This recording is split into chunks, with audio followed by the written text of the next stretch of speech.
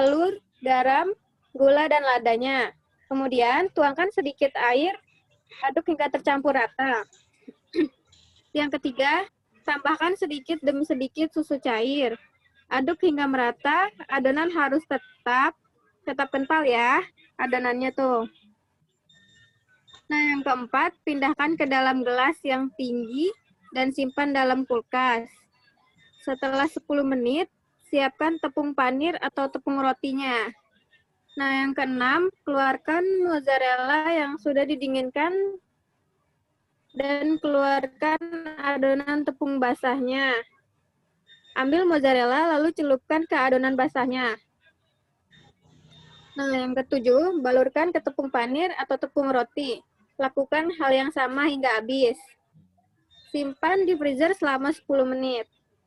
Nah, habis itu panaskan minyak untuk menggoreng mozzarellanya. Menggunakan api yang sedang. Jika minyak sudah panas, kecilkan api lalu goreng hingga matang. Dan angkat dan tiriskan. Setelah agak dingin, berikan topping sesuai selera.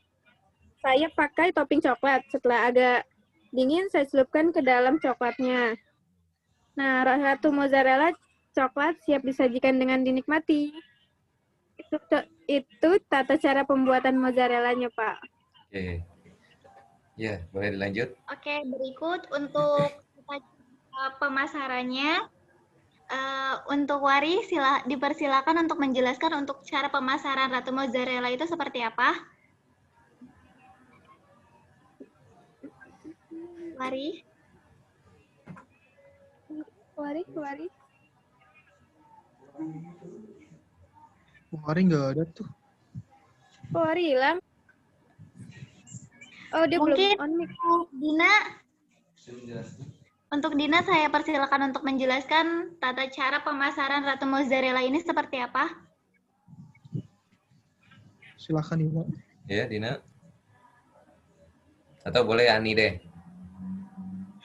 Oke, jadi gini guys, tata cara pemasaran keju mozzarella kita ini bisa dipesan via Gojek atau Grab. Kita pasarkan juga di IG, jadi kalau kalian mau order itu bisa pesan sama kita. Di situ tertera nomor HP kita sama linknya kita. Untuk harganya sendiri itu bervariasi. Untuk yang varian coklat itu kita hargain 12.000. Dan untuk varian double keju itu kita hargain 15.000. Oke. Terus? Bentar, Pak. Ini slide-nya boleh ditampilkan sesuai sama yang dijelaskan Wari ya. Mungkin Wari ini ya Aspro gitu ya. Jadi screen-nya cuma bisa tampilin si slide doang, nggak bisa ke kamera. Jadi ya udah deh, yang aktif aja kira-kira siapa yang bisa menjelaskan screen yang tampil sekarang di layar kita sekarang. Oke, Pak. Ya, silakan lanjutkan. Untuk aspek marketing kita, daya serap pasar pisang mozzarella merupakan makanan yang banyak digemari masyarakat ya, terutama anak-anak sekolah, anak-anak kampus, bahkan ibu-ibu juga.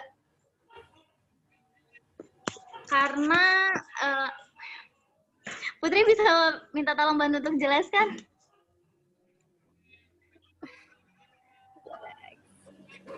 Waktunya 5 menit lagi ya.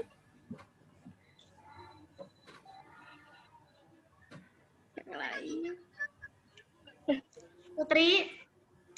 Hadir. Apa? Untuk program pemasaran pisang ratu mozzarella sendiri, ada yang mau ditambahkan nggak? Ya mungkin gitu aja Pak. Tuh kita promosiin tuh pas CFD, paling kan banyak tuh orang-orang tuh yang suka CFD, paling kita promosiin ke situ. Tuh juga kita promosiin ke teman-teman lewat sosial media, lewat WA, Instagram, dan lain-lain gitu, seperti itu Pak. Coba dijelaskannya sesuai sama slide yang ditampilin sekarang deh. Coba tadi aspek marketing, sekarang aspek Sinyal deh, selanjutnya. Pak. Sinyal Wari. kayaknya nih. Wari, Wari. Wari. Nah, ini bisa Wari nih. kemana sih? Iya, iya. Nah, tuh. Iya, untuk selanjutnya ada aspek organisasi dan manajemen. Antara Ya. lain ada resiko atau hambatan. Resiko atau hambatan itu kayak misal banyak pesaing, terus juga banyak yang jualan tentang makanan pisang yang diolah sama pisang kayak pisang nugget, terus ada pisang goreng lainnya. Terus kalau misalkan buat tindakan alternatifnya, kita lebih ke berinovasi lagi sih buat memperbanyak produk yang kita jual biar nggak kalah saing. Oke. Waktunya 2 menit lagi, silakan.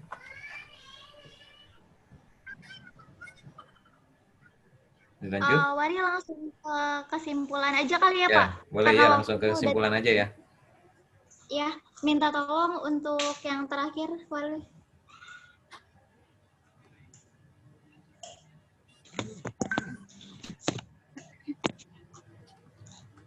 Ya, untuk halo. Ya, halo. Ini Iya, kenapa? kedengeran kok. Maaf Pak, ini mendadak close. Ya. Ya, untuk kesimpulannya di sini Pisang Ratu Mozzarella sendiri merupakan usaha kecil yang bergerak di bidang industri makanan yang dikategorikan sebagai snack atau cemilan, bisa untuk sebagai pengganti nasi untuk yang lagi diet. Jadi makan ini nggak apa-apa ya, itu bisa bikin kenyang. Pada umumnya buah pisang itu diolah menjadi gorengan, namun di sini kami menyajikan pisang dengan berbagai olahan dan varian agar lebih menarik lagi. Untuk sarannya, semua jenis usaha dapat berkembang apabila dapat melakukan perbaikan dan melakukan evaluasi yang dilakukan secara berkala, mulai dari produk yang diciptakan hingga strategi pemasaran.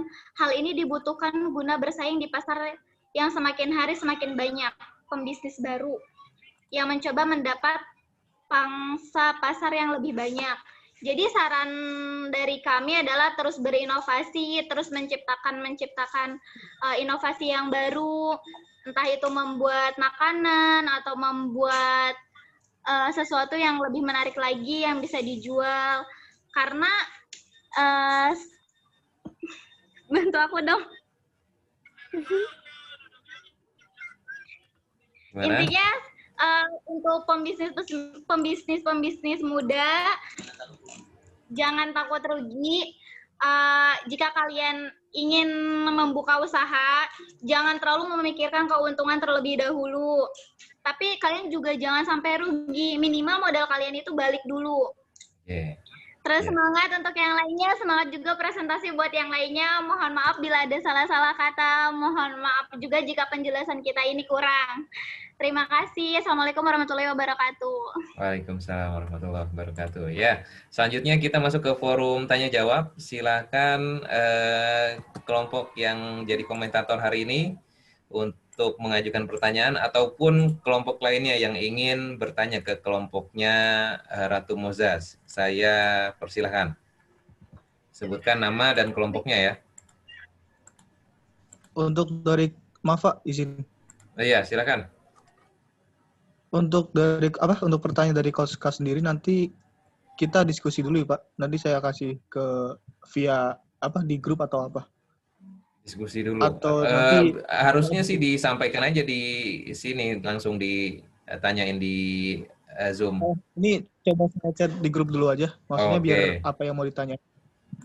Kasih kesempatan 2 menit. Koordinasi. Iya. Silakan dikoordinasikan dulu kalau misalnya ada yang mau ini ya buat pertanyaan. Untuk yang lainnya gimana? Ada pertanyaan spontan nggak untuk kelompoknya Anita nih?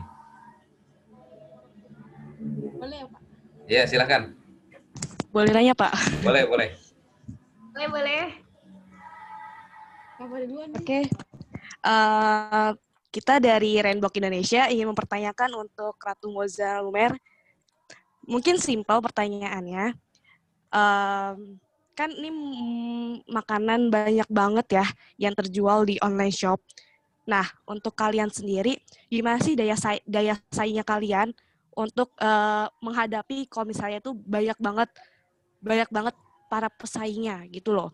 Jadi yang dari keunggulan dari produk kalian tuh apa sih gitu kan, daripada daripada saingan kalian yang sama gitu.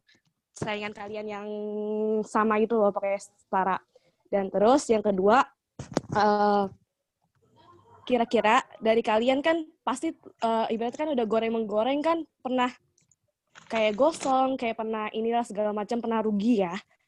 Kira-kira ada nggak sih dari kalian, kalau misalnya sudah terjual ataupun gimana, pernah nggak kalian mengalami kerugian, dan kerugian itu menutupi dari, bisa kalian tertutup nggak dari modal kalian? Kurang lebihnya kayak gitu, Pak. Terima kasih. Ya, terima kasih Ira pertanyaannya. Pertama, mempertanyakan apa keunggulan dari produk kalian dan bagaimana kalian menanggapi kerugian yang terjadi kalau misalnya ya bikin terus kurang dapat respon dari pasar. Oke, pertanyaan yang bagus. Ada lagi pertanyaan yang lainnya? Saya batasi 2 pertanyaan aja ya. Ya, silakan.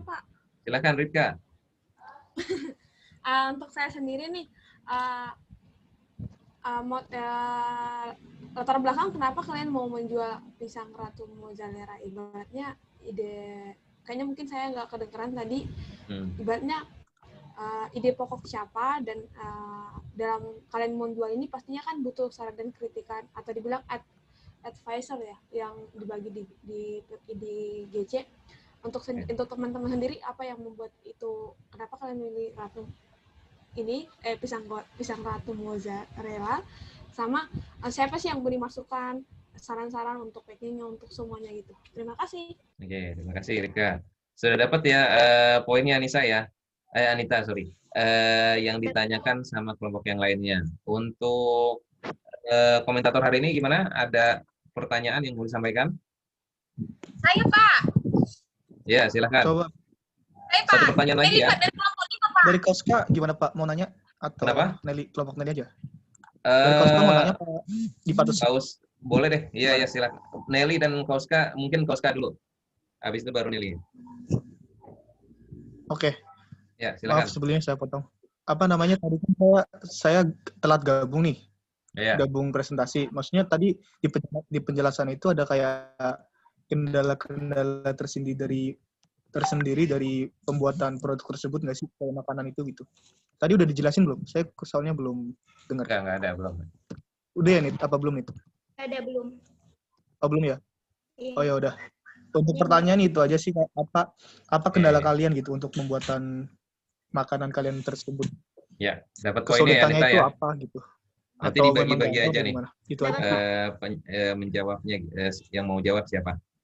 Terakhir dari Nelly, silakan Nelly. Itu aja ya, Nit. Makasih. Pak.